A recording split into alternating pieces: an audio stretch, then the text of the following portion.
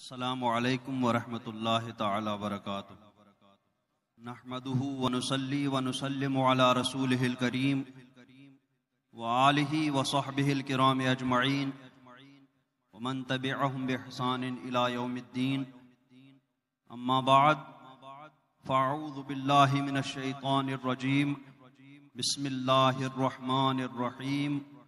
وَسَيُجَنَّبُهَا الْأَتْقَى الَّذِي يُؤْتِي مَالَهُ يَتَزَكَّى وَمَا لِأَحَدٍ عِندَهُ مِن نِّعْمَةٍ تُجْزَى إِلَّا ابْتِغَاءَ وَجْهِ رَبِّهِ الْأَعْلَى وَلَسَوْفَ يَرْضَى۔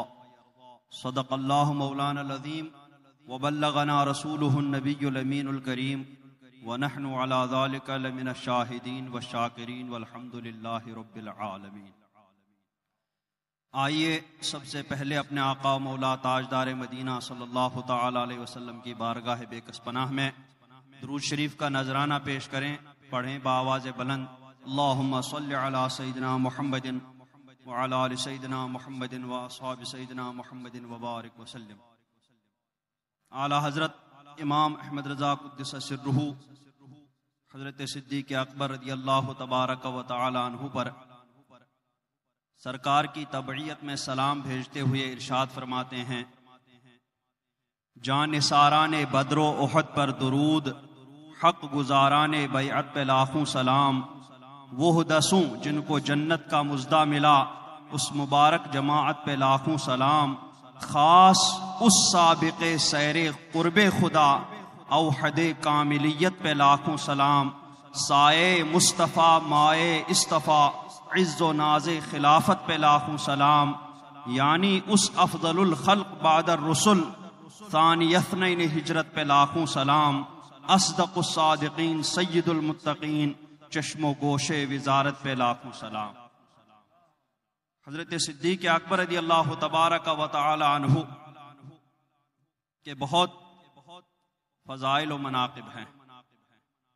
ایک مرتبہ حضرت جبریل امین علیہ الصلاۃ والتسلیم سرکار کی خدمت میں حاضر ہوئے تو سرکار نے فرمایا، اے جبریل حضرت عمر کے فضائل و مناقب بیان کرو۔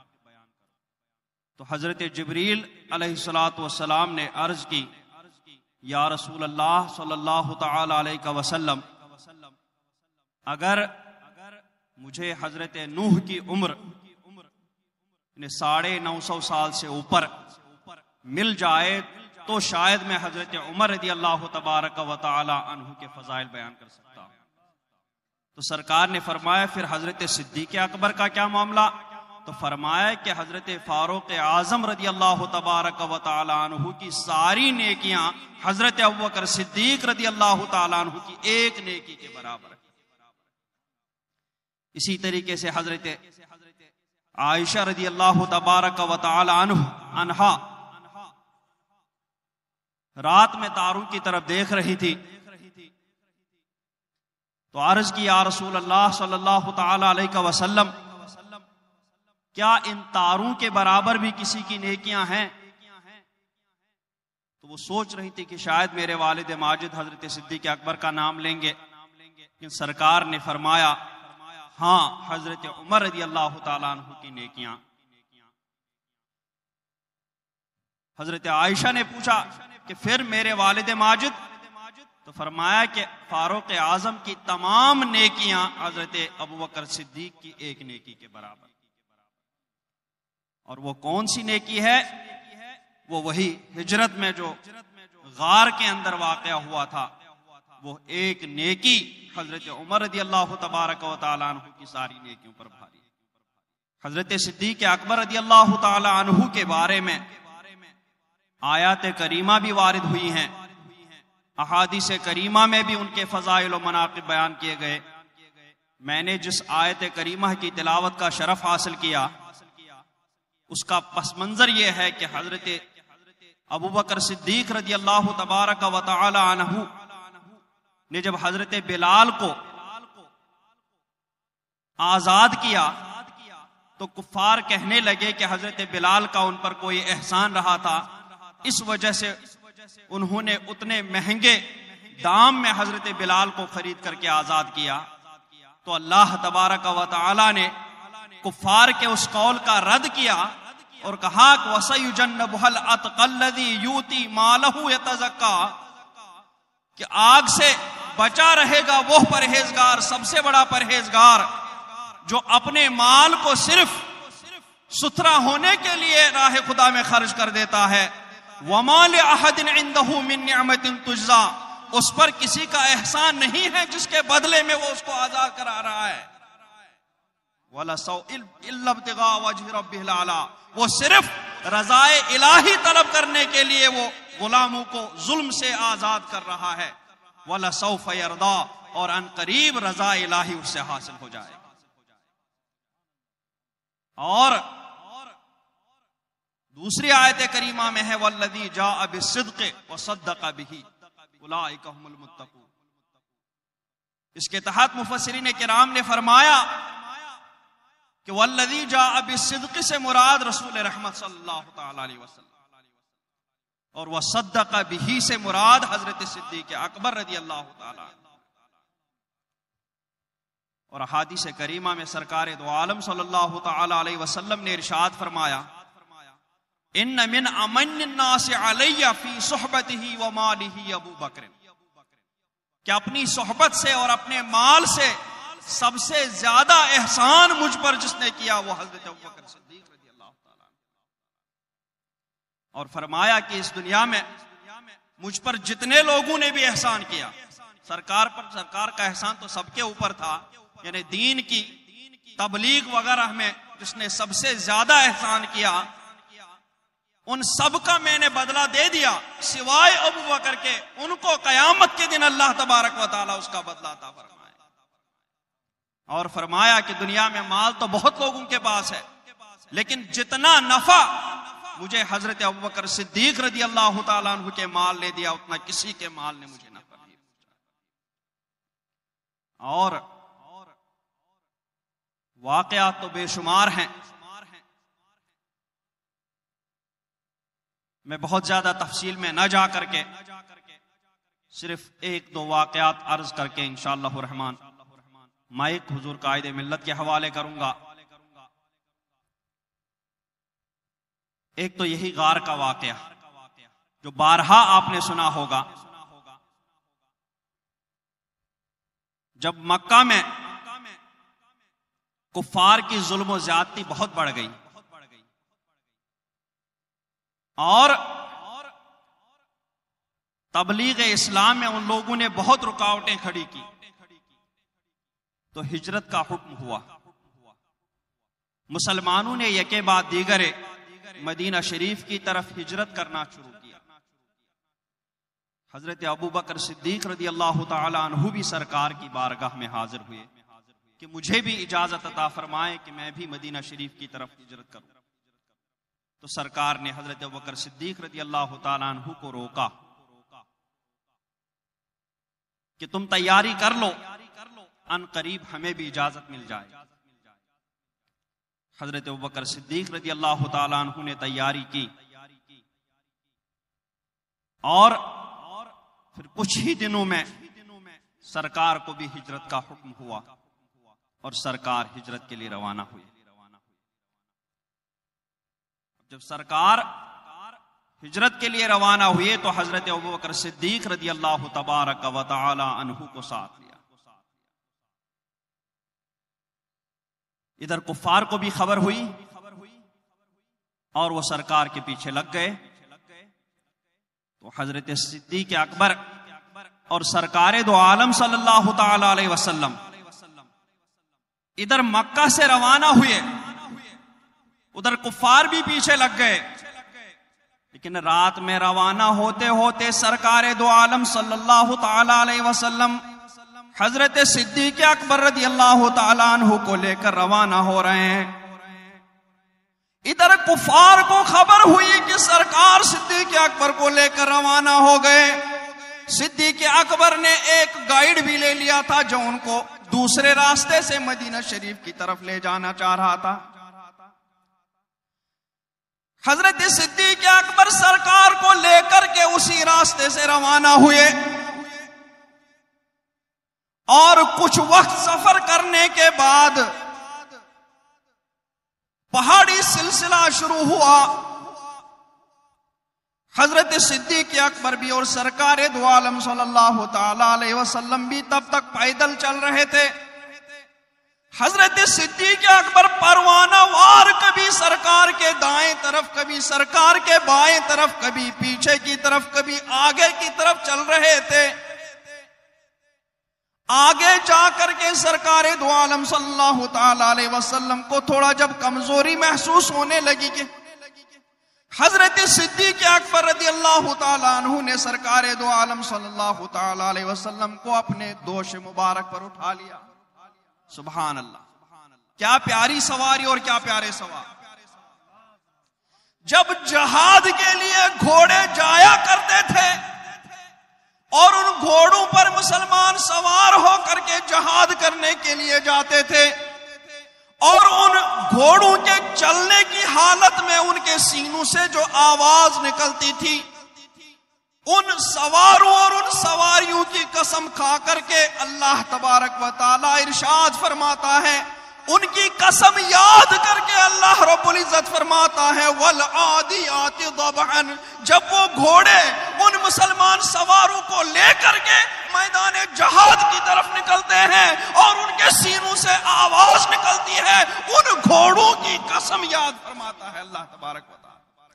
تو ادھر سواری حضرت صدیق اکبر اور ان پر سوار سرکار دو عالم صلی اللہ تعالی علیہ وسلم، جب ان سواریوں جن کے سوار مسلمان ہوتے تھے ان لوگوں کی اتنی اہمیت ہے، تو حضرت صدیق اکبر کی فضیلت کا کیا عالم ہوگا جن کے سوار خود سید العالمین سید الانبیاء صلی اللہ تعالی علیہ وسلم. سبحان اللہ، سبحان. نعرہ تکبیر، نعرہ رسالت. عظمت صدیق اکبر داماد حضور قائد ملت. جب آگے بڑھ جاتے ہیں پھر غار میں داخل ہوتے ہیں. جب غار ثور کے پاس پہنچتے ہیں تو صدیق اکبر عرض کرتے ہیں یا رسول اللہ صلی اللہ تعالی علیہ وسلم، میں پہلے اندر جا کے دیکھوں کہ اندر کوئی تکلیف دہ چیز تو نہیں ہے جو آپ کو تکلیف پہنچائے. اندر جا کر غار کی صفائی کرتے ہیں، اس میں کئی سوراخ رہتے ہیں، اپنے کپڑے پھاڑ پھاڑ کر کے ان سوراخوں کو بند کر دیتے. صرف ایک سوراخ باقی رہ جاتا. جب ایک سوراخ باقی رہ جاتا ہے اس پر بھی حضرت صدیق اکبر اپنا پاؤں رکھ دیتے ہیں. پھر سرکار سے عرض کرتے ہیں آپ تشریف لے آئیں. سرکار چونکہ تھکے ہوئے تھکاوٹ محسوس کرتے ہیں، اس لیے غار میں اندر جا کر حضرت صدیق اکبر بیٹھ جاتے ہیں. سرکار ان کے گود میں اپنا سر مبارک رکھ کر کے آرام میں چلے جاتے ہیں. لیکن اس سے پہلے سرکار کبوتر کو حکم دیتے ہیں کہ وہ غار کے دہانے پر اپنا انڈا دے دے، اپنا گھونسلہ بنا لے. کبوتر آ کر کے غار کے دہانے پر گھونسلہ بنا کر کے انڈے دے دیتے ہیں. مکڑی کو حکم ہوتا ہے کہ وہ بھی غار کے دہانے پر اپنا جال بن لے. وہ مکڑی بھی سرکار کے حکم کی تعمیل کر کے غار کے دہانے پر اپنا جالا بن لیتی ہے. اس کے بعد سرکار اندر تشریف لے جاتے ہیں. سرکار حضرت صدیق اکبر کی گود میں اپنا سر مبارک رکھ کے آرام میں چلے جاتے ہیں. ادھر غار میں روایتوں کے مطابق ایک سانپ رہتا ہے جو برسوں سے سرکار کی دیدار کے انتظار میں رہتا ہے. ہر کونے کے ہر سوراخ کی طرف جاتا ہے، سارے سوراخ بند ملتے ہیں. آخر میں ایک جگہ حضرت صدیق اکبر کا پاؤں ملتا ہے. حضرت صدیق اکبر کے پائے مبارک پر بھی وہ سانپ جو مشتاق دیدار ہوتا ہے وہ بھی صدیق اکبر کے پاؤں پر پہلے تو اپنا سر مل لیتا ہے، لیکن جب اس سے کام نہیں چلتا پھر حضرت صدیق اکبر کے پاؤں پر کاٹ لیتا ہے. حضرت صدیق اکبر کے پاؤں میں درد تو بہت ہوتا ہے، لیکن قربان جائے حضرت صدیق اکبر، سانپ کی کاٹ پر بھی ذرا برابر حرکت نہیں فرماتے ہیں کہ کہیں سرکار کے آرام میں خلل نہ پڑ جائے، کہیں سرکار کے چین میں خلل نہ پڑ جائے۔ حضرت صدیق اکبر رضی اللہ تعالیٰ عنہ وہ درد برداشت کر لیتے ہیں، لیکن وہ درد ان کی آنکھ سے آنسو بن کر کے ٹپکتا ہے، اور ایک آنسو سرکار دو عالم صلی اللہ تعالی علیہ وسلم کے چہرے مبارک پر بھی پڑ جاتا ہے۔ ادھر سرکار دو عالم صلی اللہ تعالی علیہ وسلم کے چہرے مبارک پر وہ آنسو پڑتا ہے، سرکار کی آنکھ کھل جاتی ہے، سرکار فرماتے ہیں اے میرے صدیق کیا ہوا؟ حضرت صدیق اکبر عرض کرتے ہیں سرکار ایک سانپ نے آ کے مجھے کاٹ لیا اور مجھے بہت تکلیف ہوئی، تو سرکار اپنا لعاب دہن، اپنا شفایاب دعاب اپنے دہن مبارک سے نکال کر کے حضرت صدیق اکبر کے اس جگہ پر جہاں سانپ نے کاٹا ہوتا ہے اس پر اپنا لعاب دہن ڈالتے ہیں، حضرت صدیق اکبر کا سارا درد آنن ختم ہو جاتا ہے۔ سبحان اللہ سبحان اللہ سبحان اللہ۔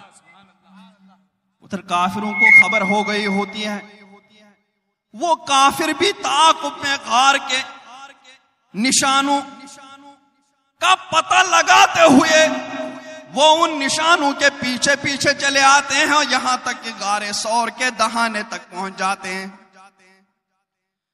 اب غار ثور کے دہانے تک پہنچ جاتے ہیں، ادھر حضرت صدیق اکبر رضی اللہ تعالیٰ عنہ سرکار سے عرض کرتے ہیں کہ یا رسول اللہ کفار غار کے دہانے تک پہنچ چکے ہیں، اگر وہ تھوڑا سا بھی جھکیں گے تو ہم چھپے نہیں رہیں گے، ہم انہیں دکھائی دیں گے۔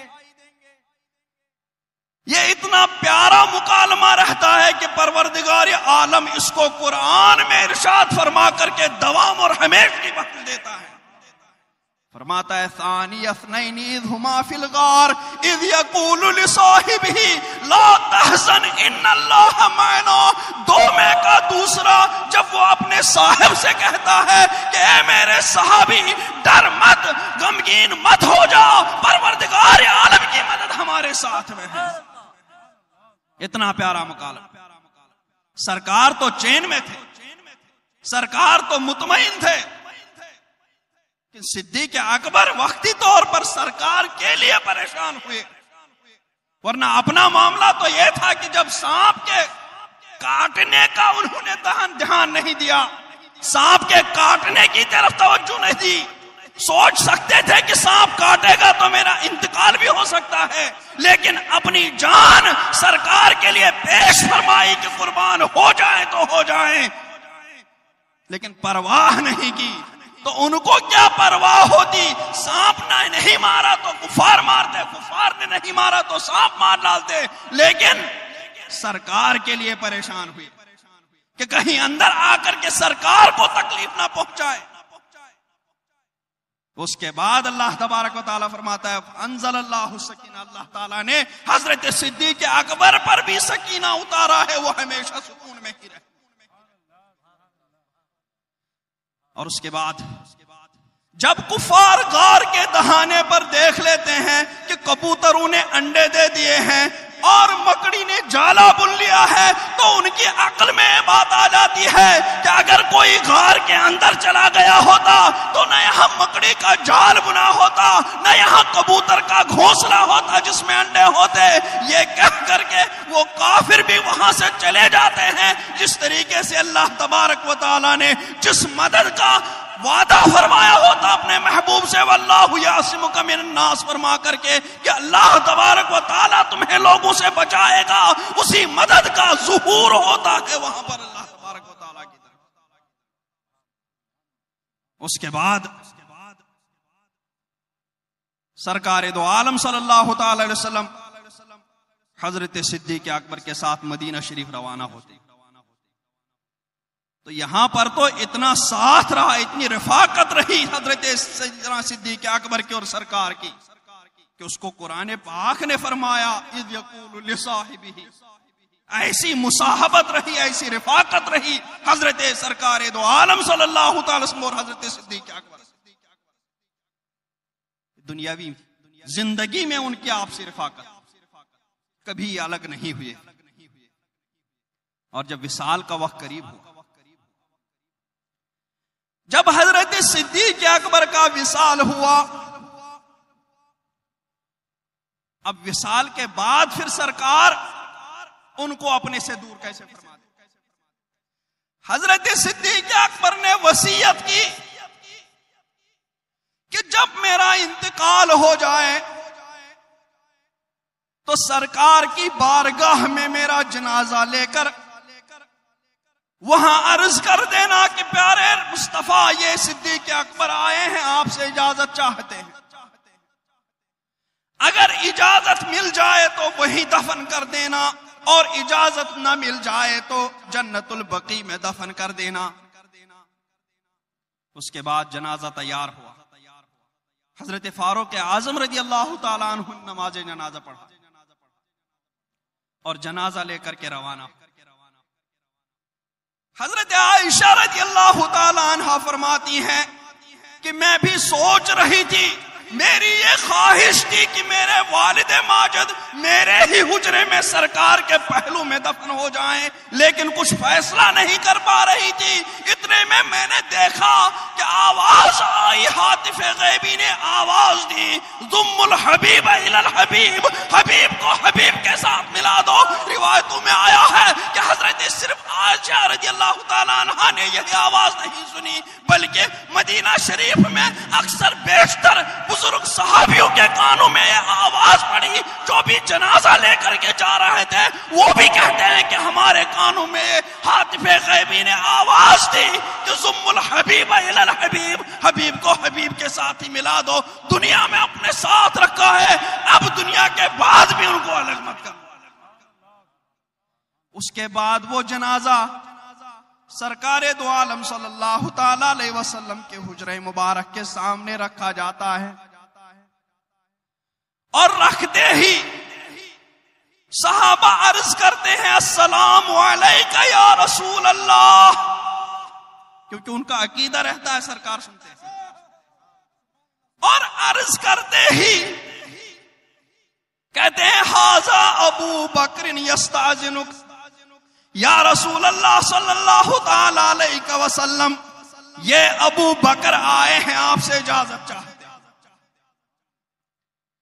صحابہ فرماتے ہیں اندر سے آواز آتی ہے،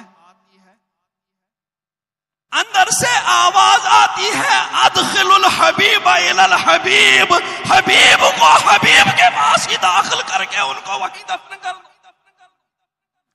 دروازہ کھل جاتا ہے، حضرت صدیق اکبر رضی اللہ تعالی عنہ کا جنازہ مبارک اندر لے کر کے سرکار دو عالم صلی اللہ تعالی علیہ وسلم کے پہلو میں دفن کر دیا جاتا ہے۔ تو صدیق ایسے صحابی، ایسے مصاحب کہ نہ دنیا میں سرکار نے ان کو دور رکھا، اور نہ ہی آخرت میں، نہ ہی قبر میں ان کو اپنے سے دور رہنے کی اجازت دی۔ دنیا میں بھی اپنے ساتھ رکھا، قبر میں بھی اپنے ساتھ رکھا۔ ایسے صحابی رسول، ایسے مصاحب رسول۔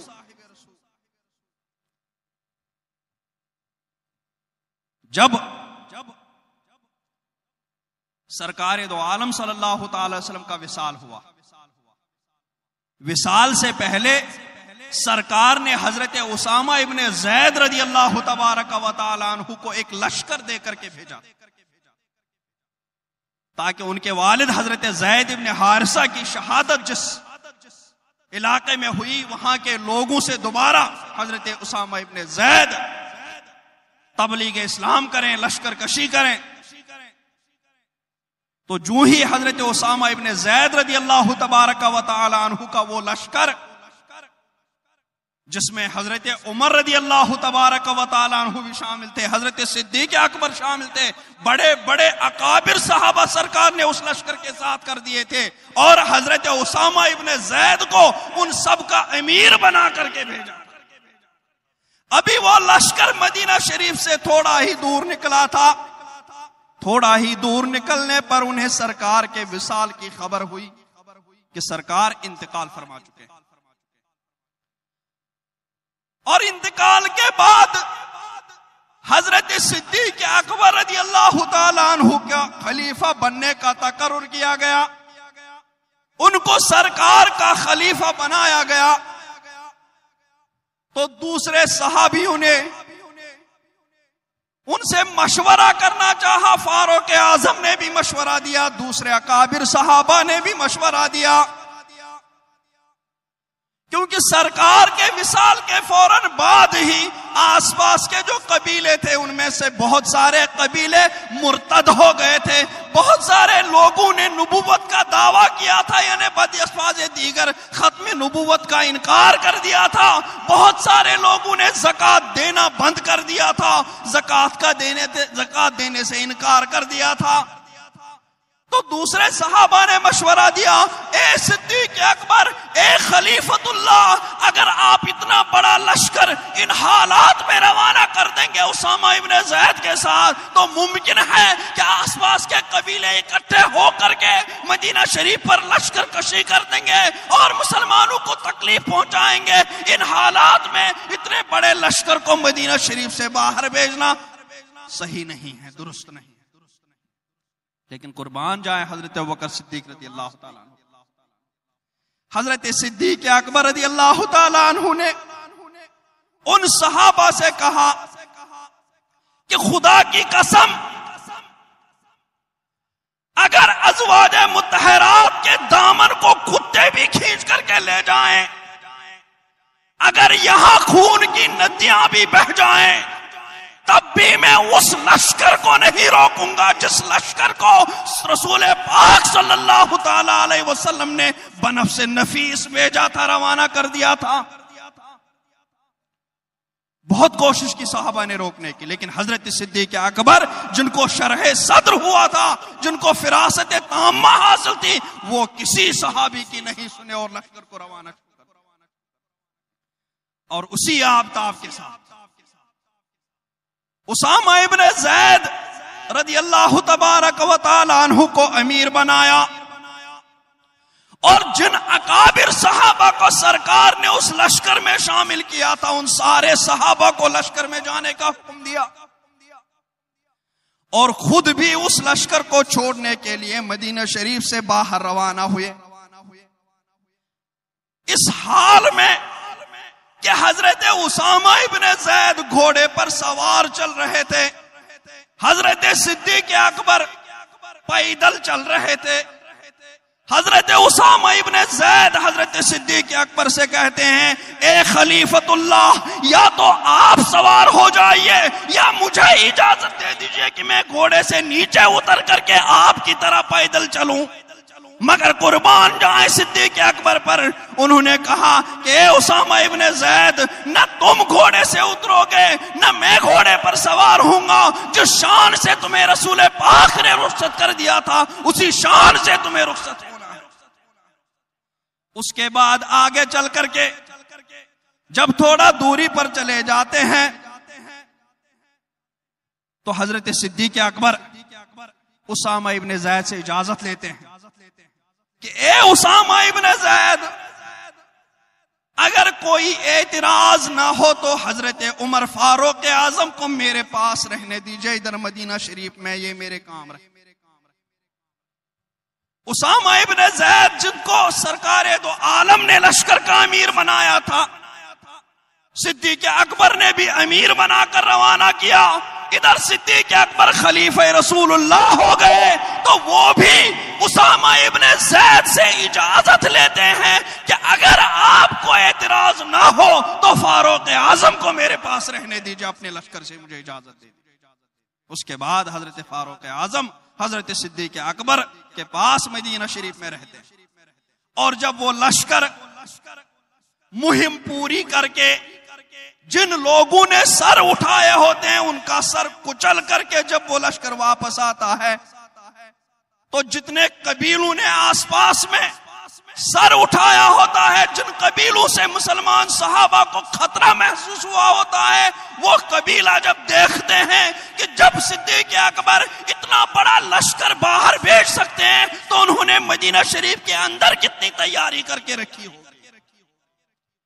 یہ حضرت صدیق اکبر کی فراست ہے. اس کے بعد وہ قبیلے جو سر اٹھائے ہوتے ہیں وہ اپنا سر نیچے جھکا لیتے ہیں اور اسی طریقے سے وہ ساری چیزیں کرتے ہیں جس طریقے سے وہ سرکار کے دور میں کیا کرتے تھے. غرض حضرت صدیق اکبر رضی اللہ تعالیٰ عنہ کے بے شمار فضائل ہیں. ان کی مدحت کو لاؤں کہاں سے زباں؟ کیا مقام ثریا بتائے سرا.